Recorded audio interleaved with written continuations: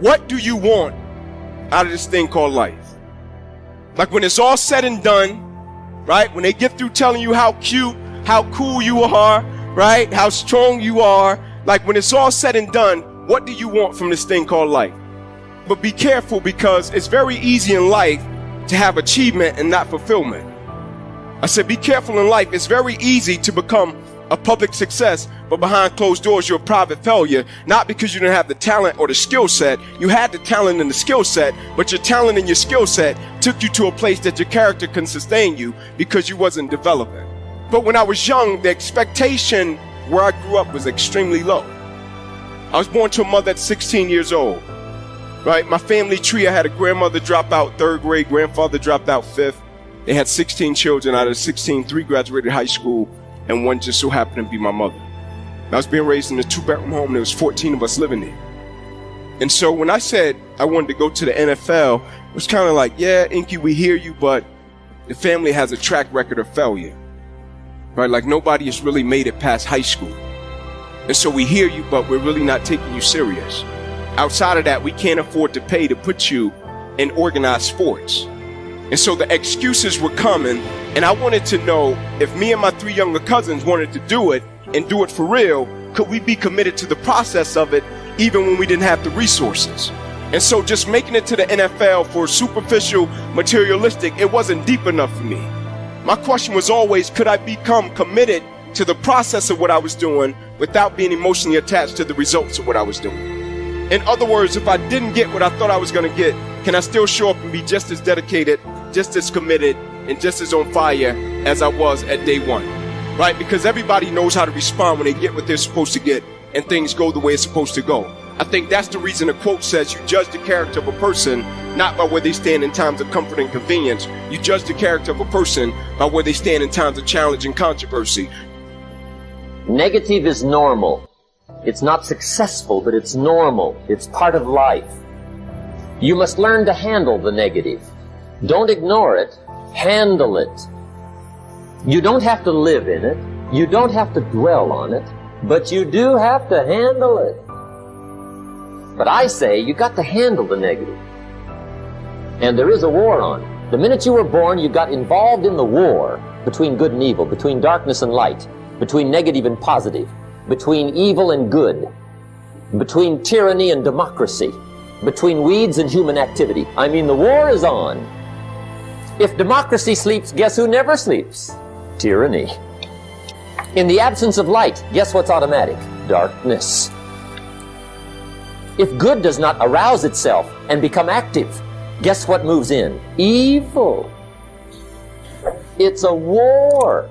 A mental war, a physical war, a financial war, between enterprise and ease, between accomplishment and failure. It's a war. You got some of the most brilliant people on the face of this planet. When they hit adversity, they can't fight themselves out of a paper bag. And it's not even that they don't have the will, like they got it. It's that the perspective about the adversity isn't right. And I firmly believe perspective drives performance every day of the week. How an individual view what they do will always affect how they do what they do, right? Because everybody knows how to respond when they get what they're supposed to get and things go the way it's supposed to go.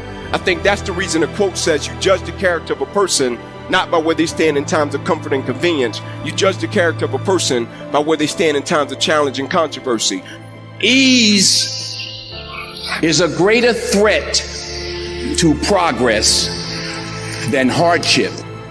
I said I'm gonna be there for my teammates. And so in essence, you gotta take my life before you take my drive. I wasn't working just to be a great football player. I wanna be a great man. I wanna be a great father for my children.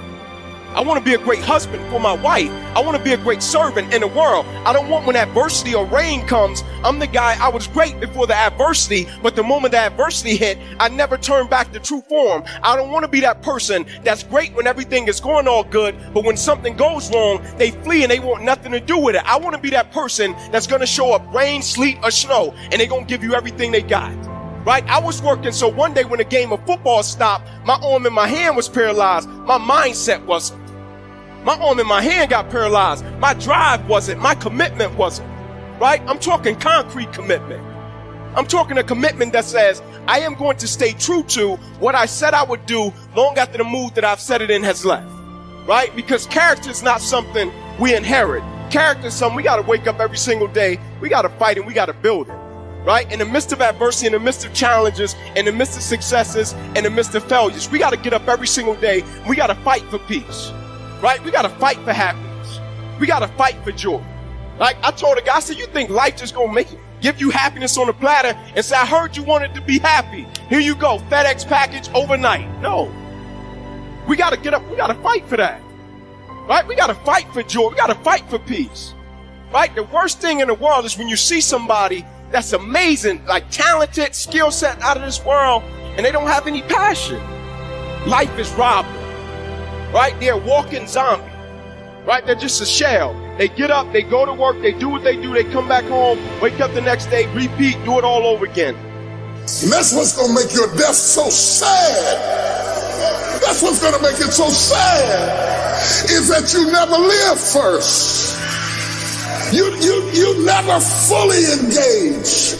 You never fully studied. You never fully invested in anything or anybody. You want to get something that you are not willing to give. You have never been joined. Somebody asked me one time, what quality would I pick if I wanted to work with somebody? And you know what I picked first? Number one, strong feeling.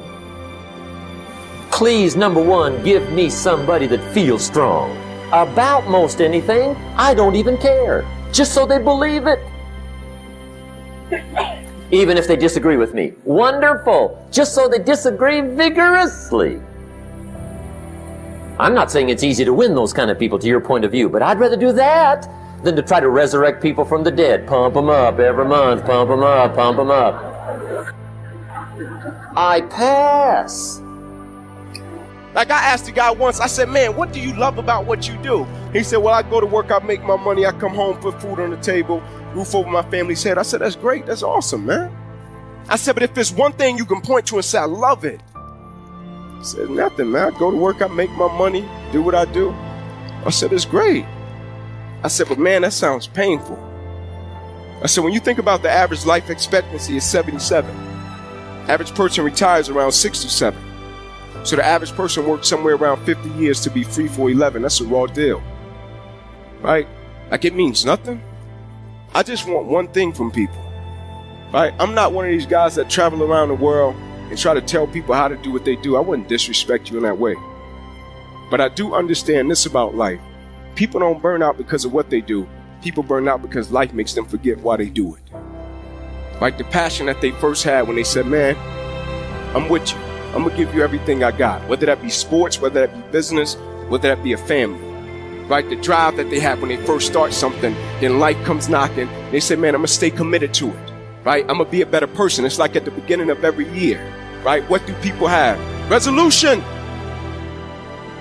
Then late February, you see them with the cupcakes, right? And you're like, man, what happened to that resolution? They're like, man, bump that. It's not that deep. Right? I just want people to never allow life to make them forget why they do what they do. Right? To never allow life to rob you of your passion. To never allow life to rob you of your joy, your peace, your happiness. Not only do you owe it to yourself, you owe it to those that you're connected to. It doesn't matter what happens to you. The only thing matters, what are you going to do about it? That's all that matters. Okay, life knocked you down. What are you going to do about it? How long are you going to sit there and say, you know what they did to me? How long? Who wants to hear that racket? Use that energy to get up from there and move on and get on with your life. You got to learn to let the past go so you can grow. Many people never act on their dreams because they allow their past experiences to determine what their possibilities are. Whatever you've done in the past, that's not a reflection of your possibilities. That's just a reflection of your consciousness. That's just a reflection of your development and your growth. The future is unfolding for you right now. The future is unlimited for you right now. No one knows where you can go. No one knows what you're capable of or what's possible for you. You don't even know that. I had no idea, ladies and gentlemen. No one could have convinced me that I was able to do this. I'll never forget, I was speaking in Detroit, and a high school friend of mine saw me afterwards, and he was backstage. He said, I can't believe it's the same person. And I thought for a moment, and I said, it's not. The person you know, he's gone. He doesn't live here anymore. We have the power to change our personal history, changing the direction of our lives, changing our thoughts, changing where we want to go, exploring new horizons. So as you begin to look at this decade and affirming that this is your decade, as you set goals that will make you stretch, that will bring out the best in you, as you begin to remove the negative, toxic people from your life, as you decide to take some chances in life, and that's one of the things that's very important. This God said, if you're not willing to risk, you cannot grow. And if you cannot grow, you cannot become your best. And if you cannot become your best, you cannot be happy. And if you can't be happy, then what else is there?